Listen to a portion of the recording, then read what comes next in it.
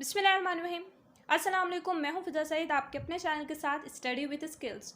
So first of all आज जो हमारा टॉपिक है दैट इज़ कंजुगेटेड मॉलिक्यूल्स और ये लास्ट टॉपिक है बायोलॉजिकल मॉलिक्यूल्स चैप्टर से। ठीक है, सो उम्मीद करती हूँ कि आप सब ठीक होंगे, खुशबाश होंगे और मज़े से अपनी ज़िंदगी बसर कर रहे होंगे और खूब मेहनत करके नेशनल एमडीकैट में मैक्सिमम स्कोर करने का सोच रहे होंगे। सो आज हम पढ़ेंगे कंजुगेटेड मॉलिक्यूल्स, ठीक है। But first of all start करने से पहले जाइए और चैनल को सब्सक्राइब कीजिए ताकि हम मिलकर नेशनल एमडीकैट की बहुत अच्छे से तैयारी कर सकें। So let's start the topic.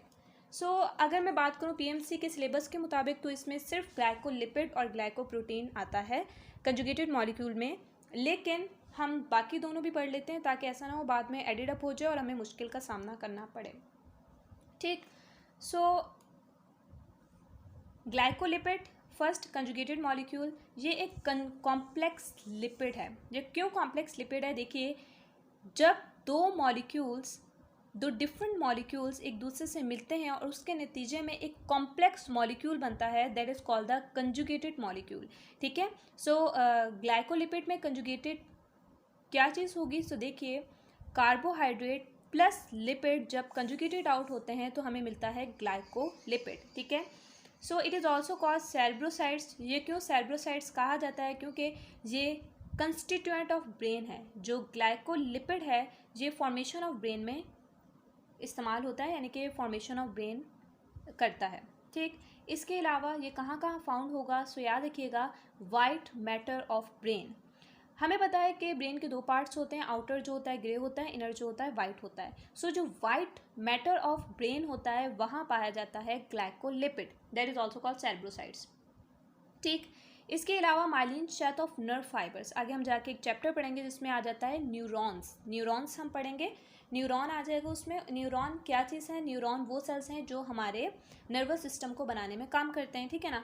अब जो न्यूरॉन्स हैं उनके ऊपर एक लिपिड मौजूद होती है, वो उनकी कहलाती है माइलिन शेथ। ठीक, वो जो लिपिड होता है जो न्यूरॉन के ऊपर मौजूद होता है myelin sheath, that is made up of glycolipid. ठीक, इसके अलावा अगर मैं बात करूँ क्लोरोप्लास्ट की, जिसकी वजह से लीव्स का ग्रीन कलर होता है, that is also made up of glycolipid. अब आगे चलते हैं ग्लाइकोप्रोटीन की तरफ। अच्छा, ग्लाइकोप्रोटीन इज ऑल्सो कॉल्ड म्यूकॉइड्स। याद रखिएगा, बहुत इंपॉर्टेंट पॉइंट है कि ग्लाइकोप्रोटीन को म्यूकॉइड्स भी कहा जाता है। अच्छा देखिए, आपको इससे ही समझ आ जाएगा नेम से। ग्लाइको से आपको समझ आ रहा होगा कुछ ग्लूकोज जैसा। ग्लूकोज क्या होगा? कार्बोहाइड्रेट, ठीक है ना। लेकिन ग्लाइको से आ जाएगा कार्बोहाइड्रेट और प्रोटीन से प्रोटीन। सो जब कार्बोहाइड्रेट प्रोटीन से मिलेगा उसके नतीजे में हमें मिलेगा ग्लाइकोप्रोटीन या म्यूकॉइड। ठीक, अब कार्बोहाइड्रेट में क्या क्या हो सकता है? सो कार्बोहाइड्रेट में या तो ओलिगोसैकेराइड होगा या पॉलीसैकेराइड होगा। हम पिछले टॉपिक्स में पढ़ के आ चुके हैं बायोलॉजिकल मॉलिक्यूल चैप्टर में ही कि कार्बोहाइड्रेट्स में आ जाता है मोनोसैकेराइड, ओलिगोसैकेराइड, पॉलीसैकेराइड। ठीक है, सो उसमें ओलिगोसैकेराइड और पॉलीसैकेराइड जो होंगे वो ग्लाइकोप्रोटीन में मौजूद होते हैं। ठीक, इसके अलावा प्रोटीन के साथ जब ओलिगोसैकेराइड या पॉलीसैकेराइड प्रोटीन के साथ मिलेगा तो उनके दरमियान एक बॉन्ड पाया जाएगा and that bond is called covalent bond. So याद रखिएगा। अच्छा, ग्लाइकोप्रोटीन प्लांट्स और एनिमल्स दोनों में पाया जाता है।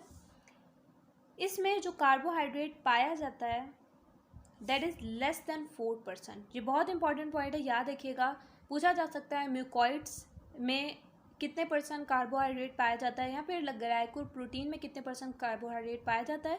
सो याद रखिएगा, लेस देन 4% जिसमें भी कार्बोहाइड्रेट पाया जाएगा वो ग्लाइकोप्रोटीन या म्यूकॉइड होगा। अच्छा, ये कहाँ कहाँ फाउंड होता है? सो याद रखिएगा, एग एल्बुमिन में ये पाया जाता है ग्लाइकोप्रोटीन। गोनेडोट्रोफिन हार्मोन्स में FSH आ जाता है, LH आ जाता है, follicle stimulating hormone, luteinising hormone वगैरह, और मेंस में ICS आ जाता है। ठीक है, ये सारे आ जाते हैं। सो ये हार्मोन जो होते हैं, इंटरस्टिशियल हार्मोन वगैरह, ये सारे हार्मोन जो होते हैं वो गोनेडोट्रोफिन हार्मोन्स कहलाते हैं। ठीक, ICSH जो मेंस में होता है वो भी एक गोनेडोट्रोफिन हार्मोन है। अब ये जो गोनेडोट्रोफिन हार्मोन्स होते हैं ये भी किससे बने होते हैं? ग्लाइकोप्रोटीन से। सेकेंड ईयर में गोनेडोट्रोफिन हार्मोन के बारे में बहुत ज़्यादा डिटेल से बताया गया है सो आपको वहाँ पे ज़्यादा अच्छे से समझ आ जाएगा। ठीक, अब सेल मेम्ब्रेन जो होती है उसमें भी ग्लाइकोप्रोटीन मौजूद होता है सेल मेम्ब्रेन में। अब अगर आपको याद हो कि हमने पिछले जो चैप्टर था उसमें पढ़ा था सेल मेम्ब्रेन की कंपोजिशन, और हमने पढ़ा था कि उसमें क्या क्या मौजूद होता है। सो उसमें प्रोटीन था, लिपिड था और कार्बोहाइड्रेट यानी ग्लूकोज वगैरह मौजूद होता है, यही पढ़ा था ना, याद होगा आपको। सो सेल मेम्ब्रेन में क्या मैंने अभी बात की कि कार्बोहाइड्रेट मौजूद होते हैं और प्रोटीन मौजूद होते हैं, यानी कि उनमें कंजुगेटेड मॉलिक्यूल एक मौजूद होता है that is called glycoprotein cell membrane में, ठीक है। अच्छा याद रखिएगा सेल में ये वाइडली डिस्ट्रीब्यूटेड होता है ग्लाइकोप्रोटीन। अच्छा इसका फंक्शन क्या है? ये फंक्शन कर सकता है एज अ हार्मोन, जैसे कि मैंने आपको गोनेडोट्रोफिन हार्मोन्स के बारे में बताया जिसमें फॉलिकल स्टिमुलेटिंग हार्मोन आ जाता है जो फॉलिकल्स की मतलब प्रोडक्शन में मदद करता है ओवरीज वगैरह में, ठीक है। इसके अलावा अगर मैं बात करूं कि ल्यूटिनाइजिंग हार्मोन आ जाता है, ठीक है, जो क्या करता है, जो कि आगे बात बताऊंगी आपको, अभी समझ नहीं आएगा आपको, मैं बता तो दूं आपको लेकिन वो काफ़ी डिटेल बात है। सो मैं आगे जब हम सेकेंड ईयर स्टार्ट करेंगे तो मैं आपको अच्छे से वो बात समझा दूंगी। अच्छा सो हार्मोन्स में भी ग्लाइकोप्रोटीन है, जो मैं आपको हार्मोन्स बता दिए, follicle stimulating hormone, luteinising hormone, interstitial cell stimulating hormone. So ये सारे हार्मोन ग्लाइकोप्रोटीन वाले हार्मोन है। सो यानी कि मैं कह सकती हूँ कि ग्लाइकोप्रोटीन फंक्शन करता है एज अ हार्मोन, ठीक। इसके अलावा ये फंक्शन करता है एज अ ट्रांसपोर्ट प्रोटीन, ठीक है। ग्लाइकोप्रोटीन एक ट्रांसपोर्ट प्रोटीन भी है, ये एक स्ट्रक्चरल प्रोटीन में भी मदद करती है और इसके फंक्शन में आ जाता है रिसेप्टर्स, ठीक है। सो ग्लाइकोप्रोटीन आर ऑल्सो रिसेप्टर्स, ये इसके फंक्शन थे ग्लाइकोप्रोटीन के। अच्छा याद रखिएगा antigen blood groups contain glycoprotein. अब देखिए जो ब्लड ग्रुप्स होता है, for example blood group A है तो उसके पास एंटीजन ए मौजूद है, ब्लड ग्रुप बी है तो उसके पास एंटीजन बी मौजूद है, जिसकी वजह से उसका ब्लड ग्रुप बी है या ए है, ठीक। अब देखिए जो एंटीजन होता है जो ब्लड ग्रुप्स के ऊपर मौजूद होता है वो भी क्या है, ग्लाइकोप्रोटीन है। अच्छा अब देख लेते हैं न्यूक्लियोप्रोटीन के बारे में, क्योंकि ग्लाइकोप्रोटीन पीएमसी के सिलेबस में भी शामिल था तो मैंने इसे बहुत डिटेल से आपके लिए एक्सप्लेन कर दिया। अब देखिए न्यूक्लियोप्रोटीन कहाँ पाया जाएगा, फाउंड इन न्यूक्लियस होगा, ठीक है। सो न्यूक्लियोप्रोटीन जो होता है according to sin book that is weakly acidic होगा, सॉल्यूबल इन वाटर होगा, ठीक है, वाटर में सॉल्यूबल होगा। बेसिक प्रोटीन जब न्यूक्लिक एसिड से मिलती है सो फॉर्म होता है न्यूक्लियोप्रोटीन जो कि खुद वीकली एसिडिक होता है, लेकिन जब एक बेसिक प्रोटीन का मतलब है कि उसका बेसिक नेचर होगा, जब वो न्यूक्लिक एसिड से मिलेगा तो न्यूक्लियोप्रोटीन की फॉर्मेशन होगी। होप सो कि आपको समझ आ गया होगा। अच्छा लिपोप्रोटीन भी पढ़ लेते हैं। अच्छा लिपोप्रोटीन में जब लिपिड में क्या चीज़ आ गई, फॉस्फोलिपिड, जब एक प्रोटीन से मिलता है तो उसके नतीजे में एक कंजुगेटेड मॉलिक्यूल बनता है दैट इज कॉल्ड लिपोप्रोटीन, ठीक। अब ये वाइडली डिस्ट्रीब्यूटेड होता है, कहाँ कहाँ पाया जाएगा, तो लिपोप्रोटीन प्लांट्स में भी पाया जाएगा और एनिमल्स में भी पाया जाएगा। देखिए लिपोप्रोटीन जो होता है वो सेल मेम्ब्रेन में भी पाया जाता है और प्लांट्स के पास भी सेल मेम्ब्रेन है, एनिमल्स के पास भी सेल मेम्ब्रेन है, तो दोनों के पास ही लिपोप्रोटीन पाया जाता है, ठीक है। इसके अलावा ये कहाँ फाउंड होगा, सो मिल्क, दूध में, ब्लड, न्यूक्लियस, ठीक है, न्यूक्लियस जो होता है उसमें लिपोप्रोटीन पाया जाता है। इसके अलावा जो यॉक की मेम्ब्रेन होती है, यानी कि दो पार्ट होते हैं ना, एक वाइट मैटर होता है, एक यॉक होता है, सो यॉक की membrane is made up of lipoprotein. इसके अलावा